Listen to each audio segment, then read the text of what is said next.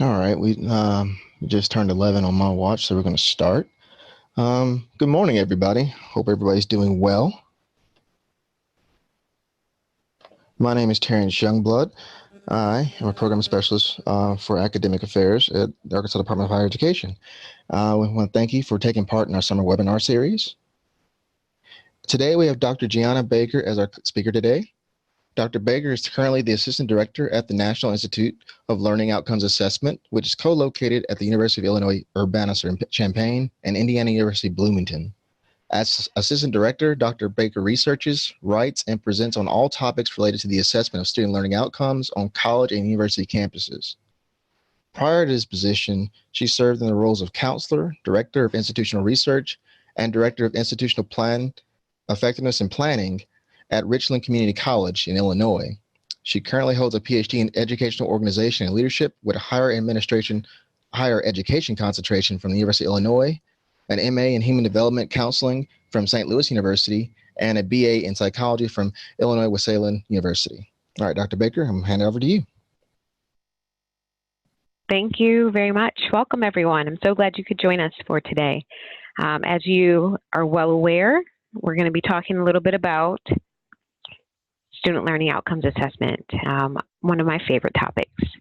Thank you for joining me today. As you can see, my name is Gianina Baker, and I'm with, we call it the National Institute for Learning Outcomes Assessment, or NILOA, as you might have heard. It's a little Hawaiian sounding, but as you have heard, where we're co-located at, we're definitely more Midwestern. So let's go ahead and get started. And in today's webinar, I'm planning to cover 4 areas and hopefully incorporate some NILOA resources to help you on your assessment journey. So we'll start with what is NILOA, and then talk a little bit about the interest in assessment, and then provide you with some data and some resources to think about the national picture of student learning outcomes assessment at colleges and universities, and then follow and finish with strategies that institutions can use to employ to improve assessment practices and institutional quality. I do want to make a note that all of the resources that I will cover are located on our website, so you should be able to find them. That said, trying to advance it, and here's our mission. So we were founded in 2008 by 2 individuals, George Koo, who I hope you've heard of. He's a prominent researcher in higher education student affairs fields, and Stan Eikenberry, who's also, he's a former president of the University of Illinois. And they formed as a result of the Spellings Commission report. And if you remember anything about that report, it talked a lot about how students in colleges weren't learning.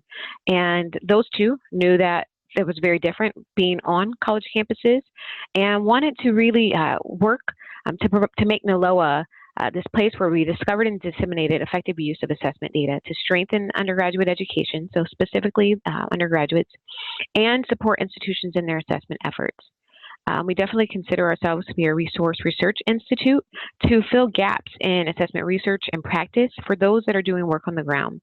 And we do this through the following activities that are listed on your screen. We do surveys, we write occasional papers, or pull in experts in those areas to write for us, provide resources, do a monthly newsletter, presentations, all kinds of activities are happening, because definitely felt like there was a gap. And we also want to be responsive to being in the field. Our website is here. We are currently undergoing a website redesign. If you can imagine, we were formed in 2008, and so was the website. So it's become a little cumbersome in trying to find information. So we're currently working on our website, and hopefully it'll be out next month. That really helps you figure out the resources that you need. And I'll try and show you how that's grouped here in a little bit. But we send out a monthly newsletter to over 10,000 subscribers, usually by the middle of the month. And this is our way to help you stay updated on any new material that we add to the website, or those materials that we revise to make sure it's a good fit for our audience, if we want to make sure that maybe there's new examples to add. So if you haven't, I definitely suggest that you go to our website, and that red circle that I just highlighted is where you can subscribe. We are an open resource institute, so that means all of our materials are free. We're not member driven. So we hope that and invite you to take a look, use them, pass them out to people at your institution, and think about and help us think about ways that we can add to that if you see that there's a gap. So I've told you a little bit about NILOA. I want to jump into the topic of assessment because we're often approached with the question of why assessment. I think this quote in the New York Times back in 2009 that questions the value of a college education might resonate with even some of you that are on this webinar right now. David Leonard asks and says, colleges do so little to measure what students learn between freshman and senior years. So doubt lurks. How much does a college education, the actual teaching and learning that happens on a campus, really matter? And in the news, I think you've seen even more recent headlines that continue to question the value of a college education. And if you've been in assessment for a while, you might have felt like you were trapped in something like the grief cycle. Back in January 2012, Meg Miller wrote an occasional paper for us that documented the field of assessment using the grief cycle that you see on your screen. And then those boxes are the places of how she thought about the assessment field and how it's moved from shock and denial of faculty and staff not understanding why assessment was necessary to acceptance, where we've accepted assessment and its role in higher ed. However, depending on your assessment process at your institution right now, you too might identify with a particular stage. Perhaps it's anger, perhaps it's dialogue and bargaining, but I think she provides a really good example of how the stages of assessment are related to the grief cycle. So, in many cases, the question of why assessment often leads us to a conversation on value. Why focus on value? I think to set some context, we offer 3 particular audiences and some of their concerns. I'm sure on which there are much, much more, right? But if we focus on these 3, number 1 are that institutions of higher education are increasingly asked to show the value of attending, right? Thinking about its impact in relation to the cost, or if their students are getting employed once they've attained a degree. I think the question that often it resonates is, what is the value of a degree and what does it represent in terms of learning? Oftentimes, the degree is focused on numbers, right? GPA, seat time, credit hours, right? But if we refocus that, what does it really mean in terms of learning? We know that public and policymakers want assurance of the quality of higher education, as you can see definitely in the recent headlines, that they're wanting to know not only what students are doing, right, but is their quality. And then third audience is regional and specialized accreditors. They're definitely asking institutions to show evidence of student learning and where it's being used to improve throughout the institution. When we particularly focus on accreditors, Stacy Provisis did a study back in 2010 and wrote this occasional paper pretty much based off of her dissertation and found the following, that there was one difficulty in a shift in philosophy from creating an assessment plan to implementing outcomes assessment. We definitely saw this shift trying to see this shift where a bunch of institutions just had plans, and now they had to work on implementing those plans. What did that even mean for many of them? And we're still seeing the effects of that today in 2019. She also found that there was an increase in the number of follow-up visits and reports specific to a lack of sufficient student learning outcomes assessment process. And then third, she noticed that there was this shift in language that resulted in the letters from the regional creditors that cited creating a culture of evidence and using results for improvement, phrases that hadn't been used in letters before. So there was definitely this shift in 2010 that we're definitely starting to see institutions really move into and embrace and try and figure out how do we get from just creating that plan to actually implementing and using those results for improvement. Foundational, I think, in understanding the field of assessment is some work done by Peter Ewell. In our first occasional paper, Assessment, Accountability, and Improvement, Dr. Ewell discusses that assessments of what students learn during college are typically used for either improvement or accountability, and occasionally both. Yet, since the early days of the assessment movement in the U.S., these 2 purposes of outcomes assessment have often not rested comfortably together. And in fact, there's definitely a tension between the 2. And some of those same tensions with assessment that were prevalent in the mid-1980s when the assessment movement began are still prevalent today. Perhaps this chart that you see on your screen helps you identify if your current assessment culture is one of accountability or more of improvement. Obviously, we're hoping that it's around that you're assessing for improvement more than accountability, but helps you think about your culture. And then if you're wanting to shift, what pieces would be useful in helping that. What is also foundational is defining assessment, both individually and hopefully through a consensus building process to help define assessment of student learning as an institution. On the screen, I'm putting several definitions of assessment.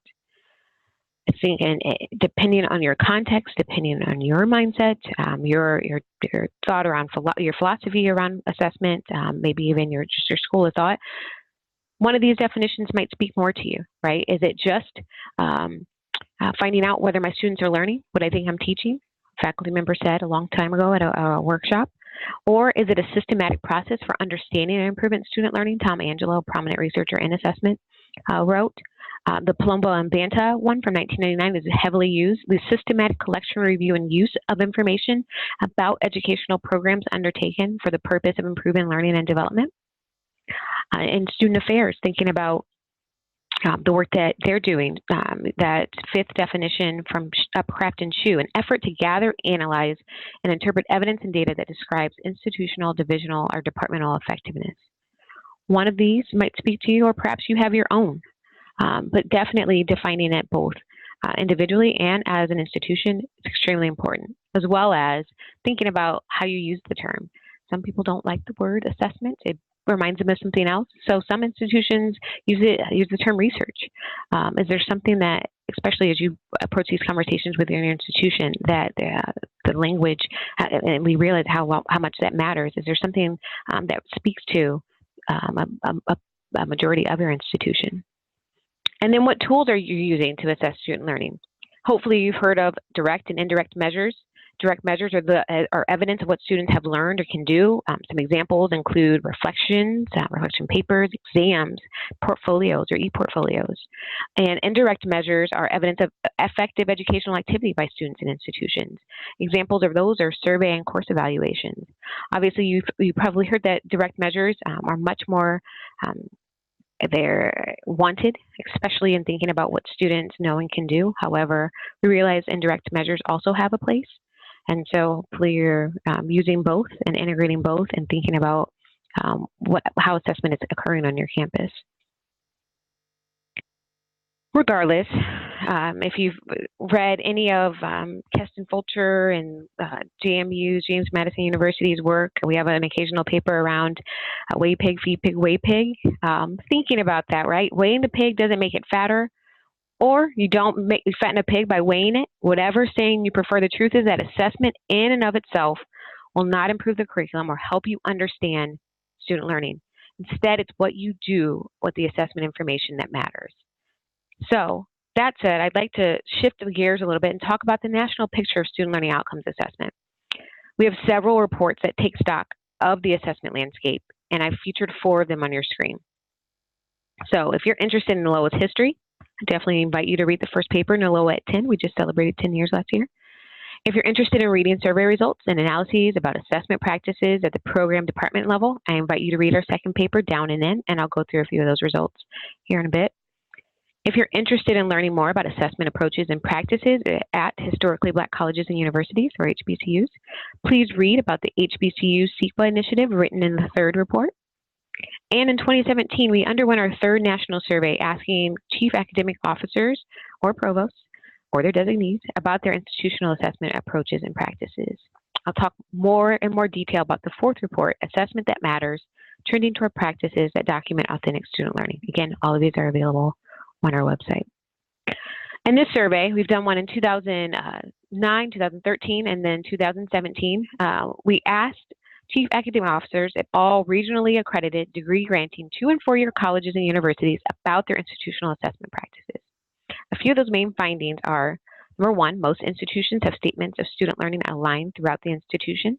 So definitely at the institutional level, over 80% had institutional student learning outcomes. Obviously, that number drops as we get down to alignment with program level and course level, but it's exciting to see that most institutions are doing that, thinking about what their graduates should know and be able to do.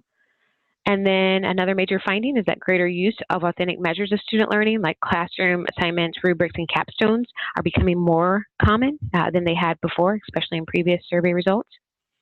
Number 3, we had seen in previous surveys that the provost had talked about just getting more faculty engaged in the work. However, in this particular survey, there's more of a focus on more support for faculty, not just wanting more people to get engaged, but actually supporting them in this work. And then lastly, something I'll talk about towards the end is that communicating information about student learning remains a target of opportunity. Definitely still a challenge.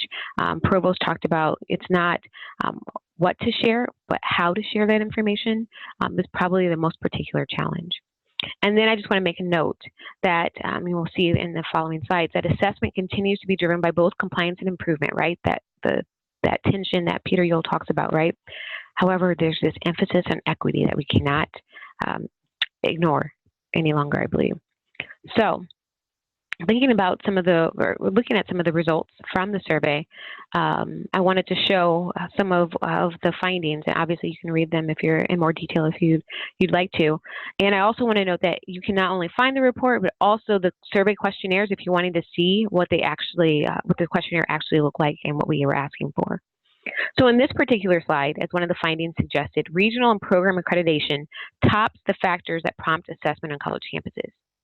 Fifth, and new to the list, are equity concerns. And so you can see the variety of factors that we asked about, but definitely accreditation tops it, and then equity is while it's only asked this first time, is definitely in that top 5.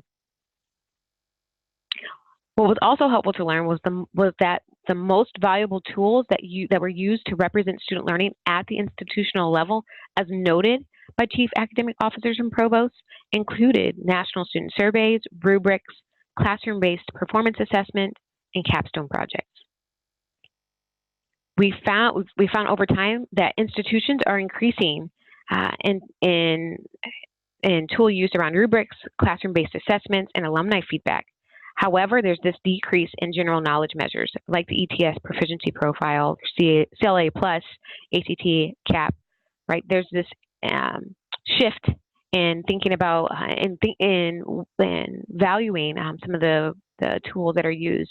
National student surveys over the years have definitely been number 1, but what we're now, again, as we're seeing this trend towards authentic student learning and thinking about what are those key pieces that are giving them provosts and faculty and others valuable information about what's happening around student learning on their campuses. So definitely some encouraging results.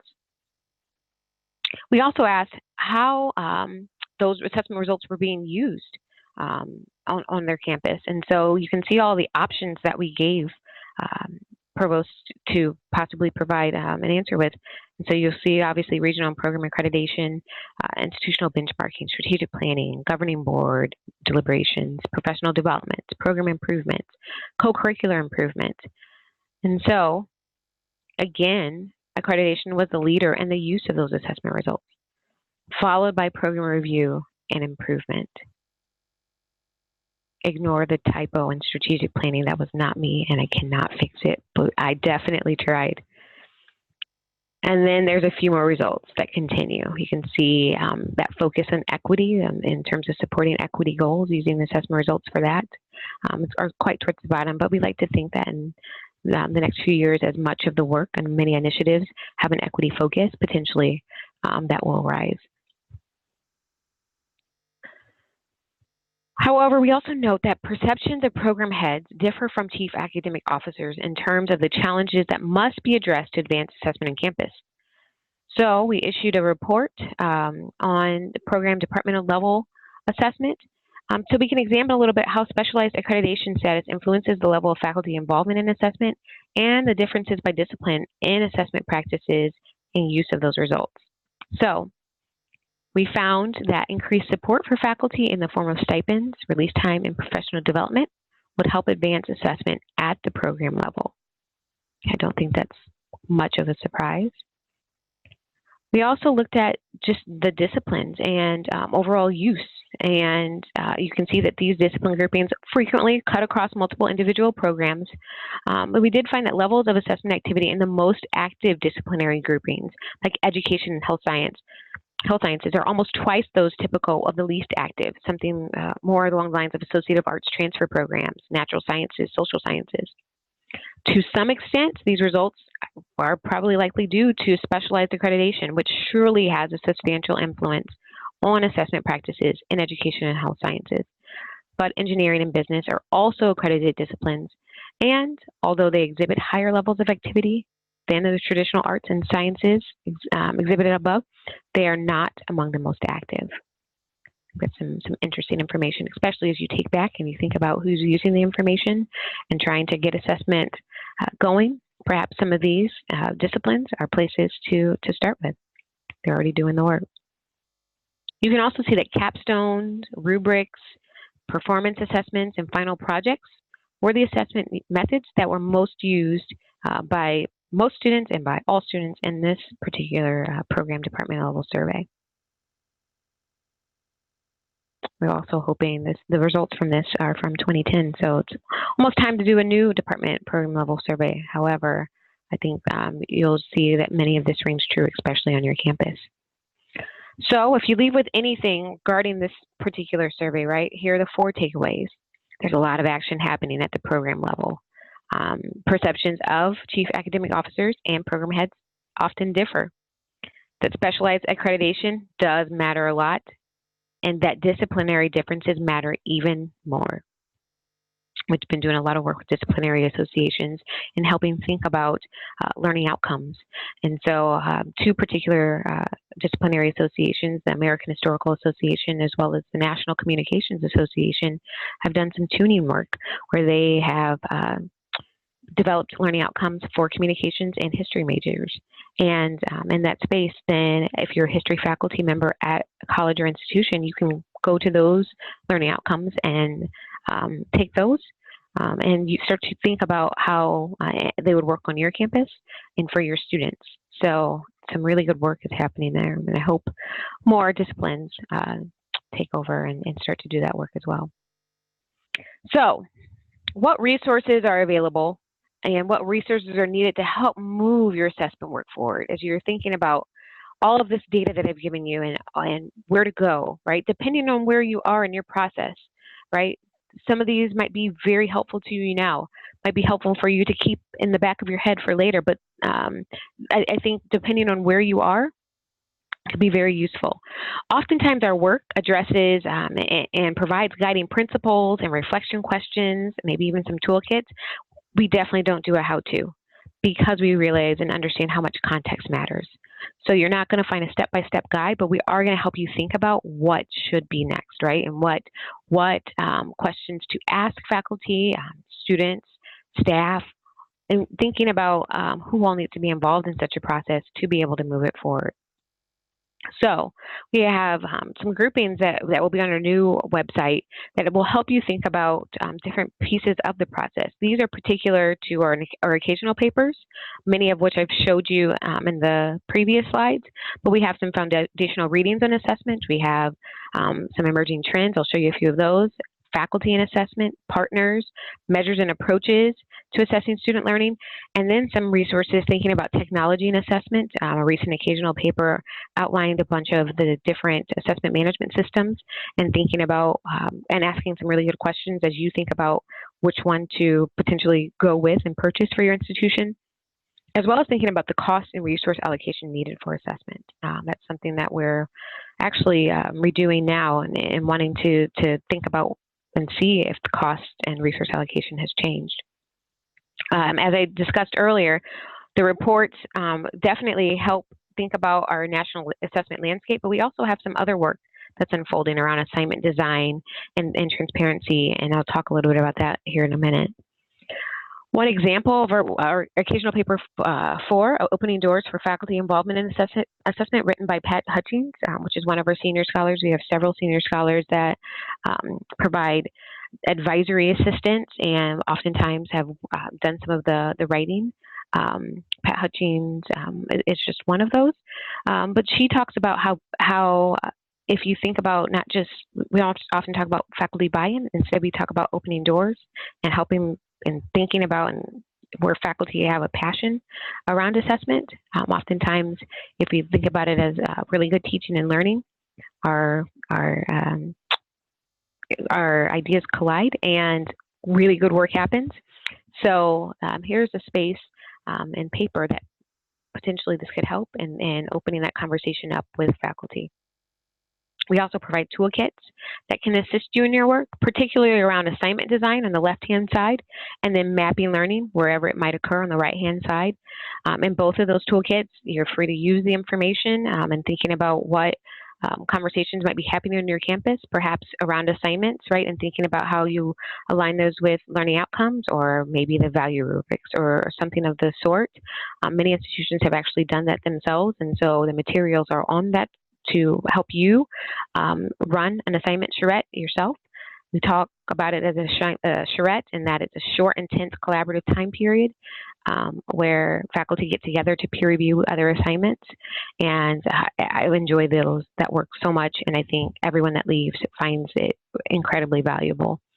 And then mapping learning started with some curriculum maps and then have expanded and thinking about if we try to map learning that's occurring in other spaces like gen ed and the major and activities and experiences that support classroom activities, prior learning assessment, employer certifications. If all of these are particularly captured in a map, what does that tell us? And what kind of conversations can we now have?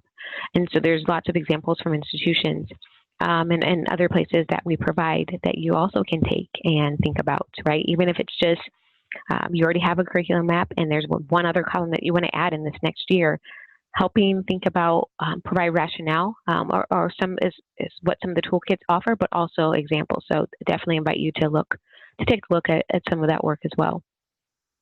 And then emerging trends.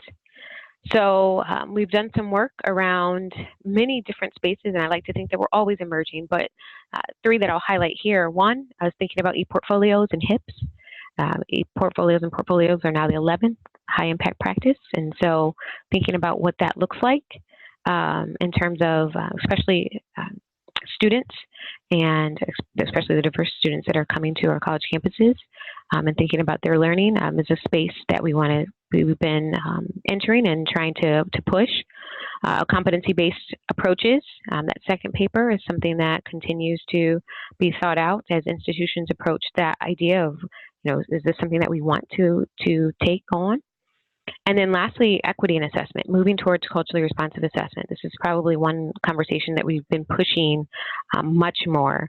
And if you look at occasional paper 29, written by Eric Montenegro, who's a research analyst and communications coordinator for NILOA, as well as Natasha Jankowski, our current director, who is definitely a thought leader in the field of assessment. They wrote this paper back in January of 2017, thinking about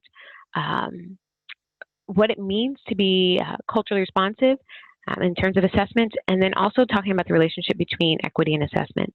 So the two main findings that I think if you want to take away is that to meet the goal of improving student learning and authentically documenting what students know and can do, culturally responsive approach to assessment is needed. And then number two, there's an assumption at play within the field of assessment that while there are multiple ways for students to learn, students need to demonstrate learning in specific ways for it to count. If you look at the top right-hand cartoon, I think it kind of gets a little bit at this paper, right? To ensure fair selection, you all get the same test. You must all climb that tree, right? So if you're interested, definitely read the paper in more detail. We've been asking for people to write responses to the paper, and so we definitely would welcome feedback, a response. We have listed on our website all those who have responded to the said paper from your particular perspective. It's incredibly helpful in helping us think through where do we go next and what's needed. So I invite you to take a look at that. All in all, right, and thinking about the resources that I've just went through, we hope that they help answer some of these questions. What does assessment mean to our institution based on our history, our values, our mission, our educational priorities, our student population? Who is currently involved and engaged with assessing student learning? How do internal stakeholders view assessment? How are examples of good assessment practice shared? How effective are assessment processes in meeting desired institutional and program goals? How do our external stakeholders view assessment of student learning? Is this similar or different from our institutional views? And then how are those results communicated and to whom? Are there opportunities to reflect and make sense of results from assessment? You can find these questions on our case study report that I'll highlight towards the end. But I think these are really good questions in helping you think about your own assessment practice at your institution. And if you're not really sure where to go, hopefully resources that I provided before and even a few after will help you. So when thinking about that last particular question, right, what are colleges and universities doing to assess student learning and how are they portraying their assessment information?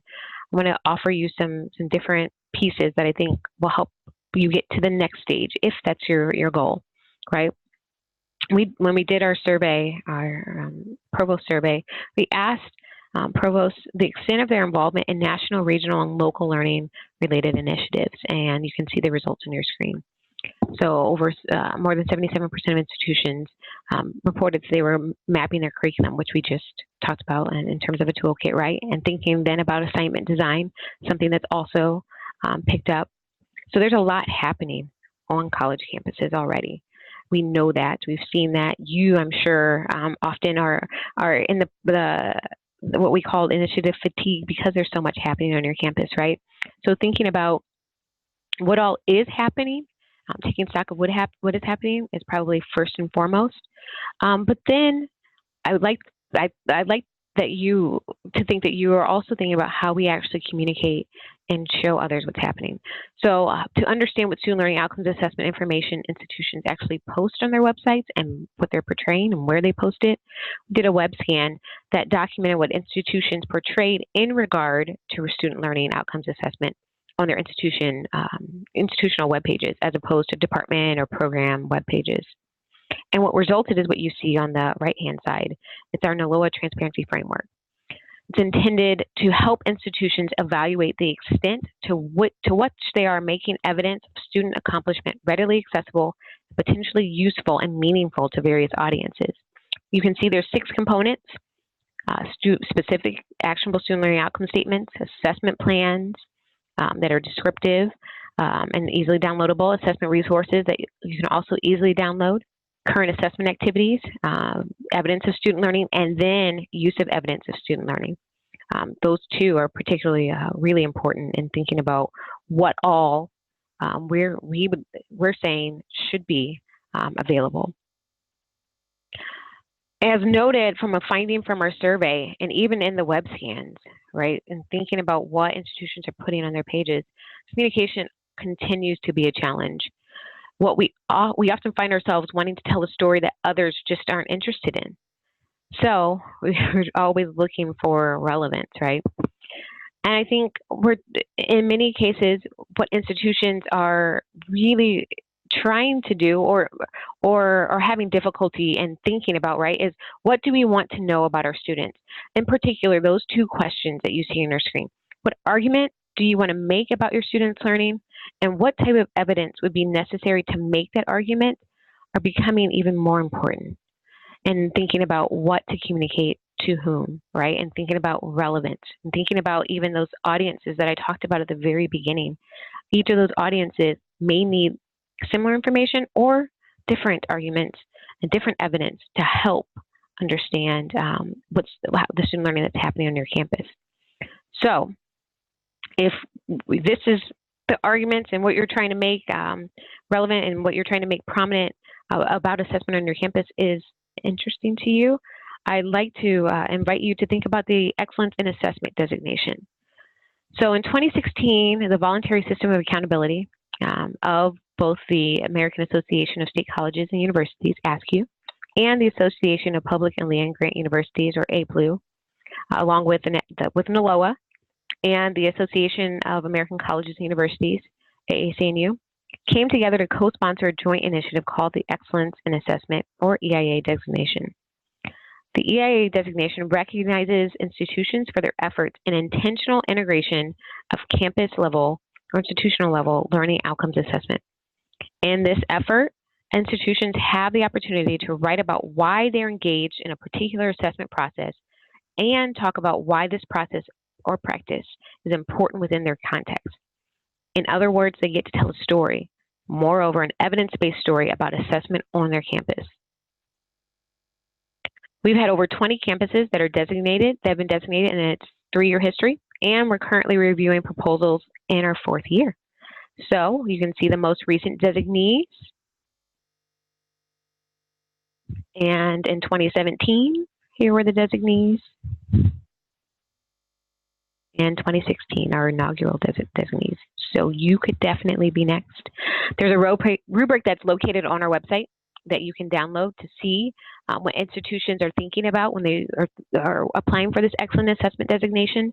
I'll note that many institutions have submitted and haven't felt that they were excellent in all areas. And in fact, there was a presentation at a recent conference where one of the designees said to put the institutions that were interested in it but scared to apply, that to accept imperfection and think about telling your story, right? And thinking about being very accurate in your strengths and your weaknesses and how you plan to, and reflecting on how you go about moving that forward is incredibly important. So definitely download the rubric, just take a look at it. Could be a good space for your assessment committee to start thinking about the places that you can build on. The rubric provides a really good start to a gap analysis on places where you might be interested in moving towards.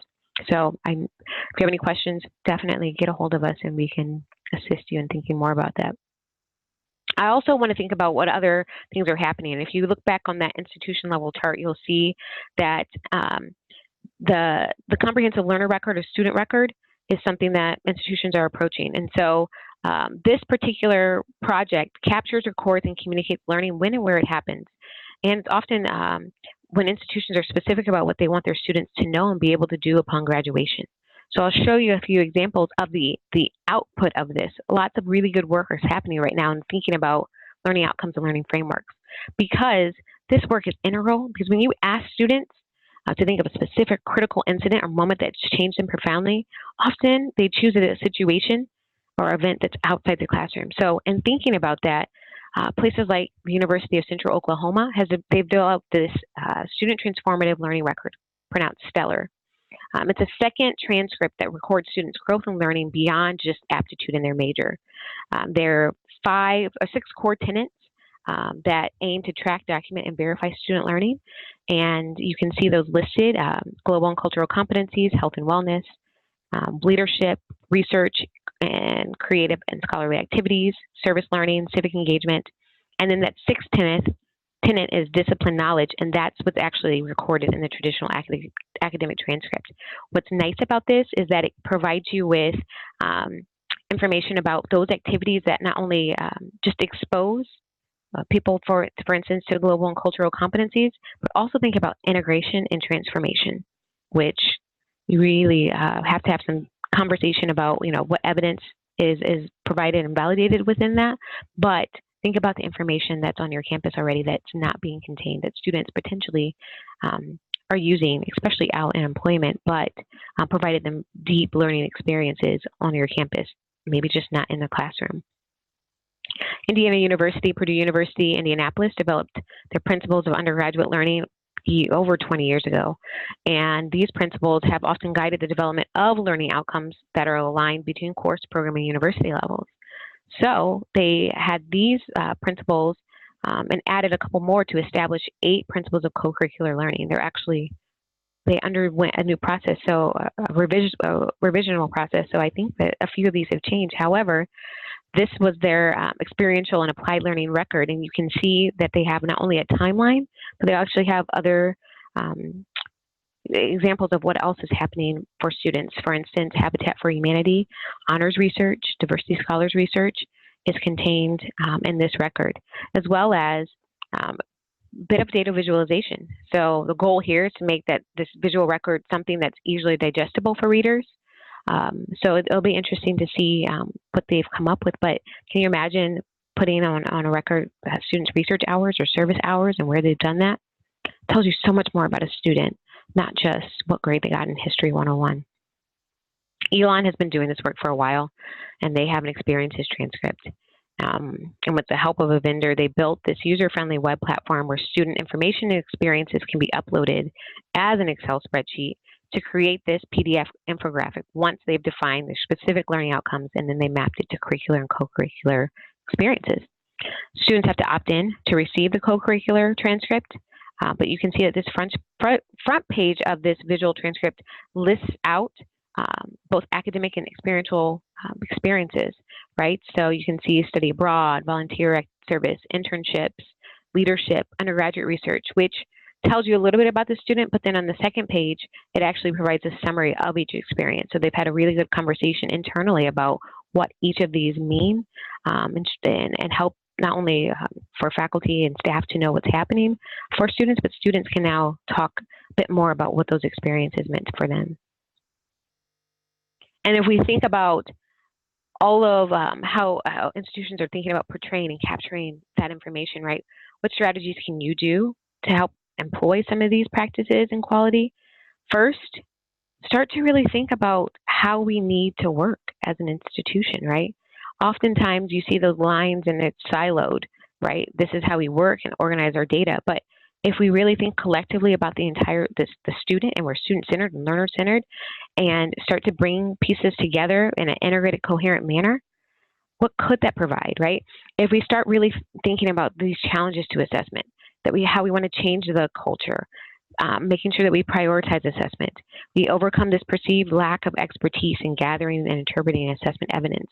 If we really work to not conflate assessment with evaluation of teaching effectiveness, if we do all these things, right, what could it look like? In 2016, NILOA developed these 5 principles of local practice, and thinking about all the work that we've done with institutions, thinking about the survey data. We took many of the other principles that have been done before, for instance, AAHE's principles that were really, really good, and thinking about how do we update some of that work. You can see 5 particular principles here.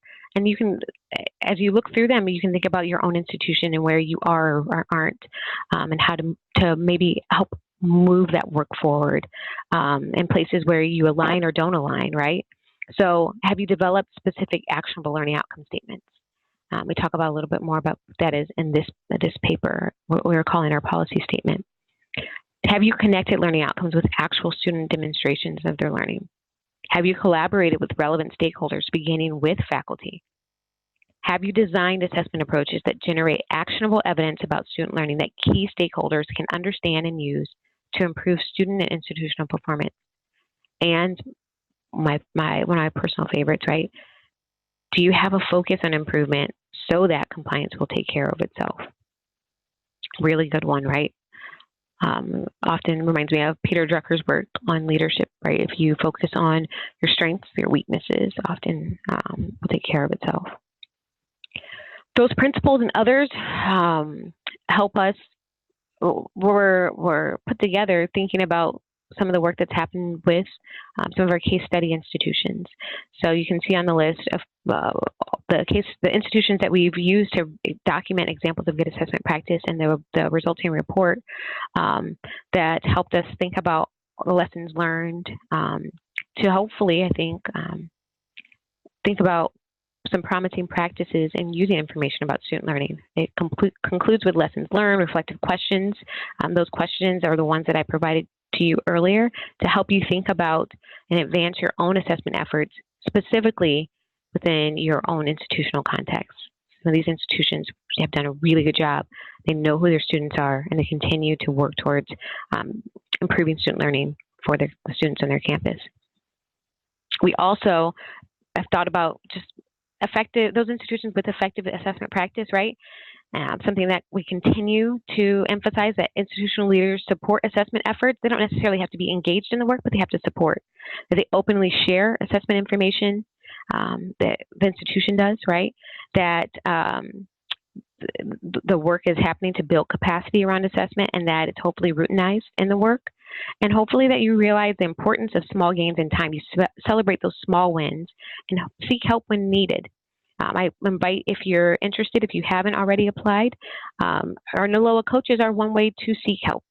The coaches themselves are there to advance and accelerate campus initiatives to enhance student learning, and are provided at no cost to your institution. In NILOA, we work through with a grant from the Lumina Foundation for them to come to your institution. One thing that I might suggest, because oftentimes it's hard when it's just one institution at a time, but perhaps a regional consortium might be very useful in having a coach come and really help push your assessment work forward. So you can find the information on our site more about coaches, and the request form is also there. So to wrap up, right, and thinking about strategies, right, it's not just you, it's a we thing. And the Degrees That Matter book, written by Natasha Jankowski, our director, and David Marshall, another one of our senior scholars, moving higher education to a learning systems paradigm. The work of shifting to this learner system paradigm, this learning systems, right, is needed. And to shift, you have to really think about the pedagogies that produce student learning, and really think about how those relationships are situated. And so you can see how, if you're institution focused, how it looks, right, structured individual courses compared to learner-centered, where it's our courses, right, where it's integrated, it's collaborative, that learning is happening everywhere. It's much more of a responsive approach. We're hoping that you see yourself at your institution in this learner-centered space. And if not, hopefully some of those principles that we've given, the resources, can be used to help move you to this space, because it's important for our students if we really focus on student success. Again, assessment are good questions. It's about teaching and learning. What do we want our students to know? What opportunities do we provide? How do we know if and how well students are achieving course and program goals? How do we use that evidence to improve, strengthen student teaching, course design, curriculum, other aspects of student experience? And how can we work together on these questions to build a collaborative culture of evidence and improvement? We cannot do this work alone. We have to involve others. And so thinking about how to push this material out, to help think about how to collaborate, who to involve, and when, it's all super important. And thinking about not only just assessment, but just good practice at your institution. So that said, I hope this was helpful. I hope you don't have to take away everything. The slides should be available with, I think, Terrence and others will have that available later, so you don't have to look for them elsewhere. But I'm happy to take questions. I don't know if there's some on the chat screen or not.